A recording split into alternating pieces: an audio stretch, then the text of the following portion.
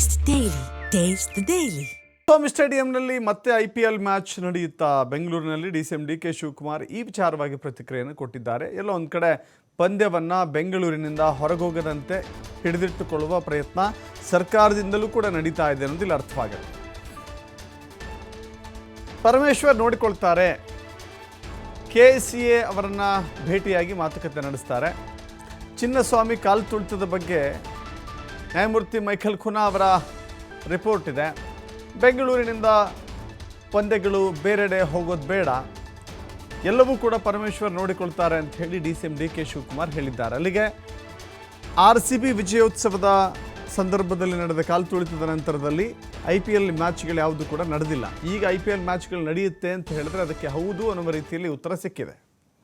We'll meet the KCA office bearers, we will call them. There is a Kuna remit, we are very positive. We don't want any matches to go out of Bangalore. So Mr. Parmeshwar will deal the issue. As far as the KSA is concerned, my Dr. Parmeshwar, our Home Minister, will meet the KSA office bearers, we will call them. There is a Kuna remit, we are very positive. We don't want any matches to go out of Bangalore. So Mr. Parmeshwar will deal the issue. As far as the KSA is concerned, my Dr. Parmeshwar, our Home Minister, will meet the KSA. RCB ವಿಜಯೋತ್ಸವದ ಸಂದರ್ಭದಲ್ಲಿ ನಡೆದಂಥ ಕಾಲು ತುಳಿತದಲ್ಲಿ 11 ಜನ ಮೃತಪಟ್ಟಿದ್ದರು.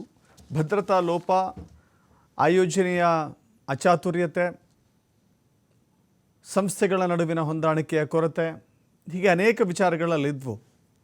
ಈಗ IPL ಪಂದ್ಯಾವಳಿಗಳನ್ನು ನಡೆಸಬೇಕು ಅಂತ ಹೇಳಿ ಇತ್ತೀಚೆಗಷ್ಟೇ ಆಯ್ಕೆಯಾದಂಥ KSCA ಅಧ್ಯಕ್ಷರಾಗಿ ಆಯ್ಕೆಯಾದಂಥ ವೆಂಕಟೇಶ್ ಪ್ರಸಾದ್ ಅವರ ತಂಡ ಸರ್ಕಾರವನ್ನು ಭೇಟಿಯಾಗಿ ಮನವಿ ಸಲ್ಲಿಸಿತ್ತು. ಮುಖ್ಯಮಂತ್ರಿಗಳನ್ನು ಭೇಟಿ ಮಾಡಿತ್ತು, ಉಪಮುಖ್ಯಮಂತ್ರಿಗಳನ್ನು ಭೇಟಿ ಮಾಡಿತ್ತು.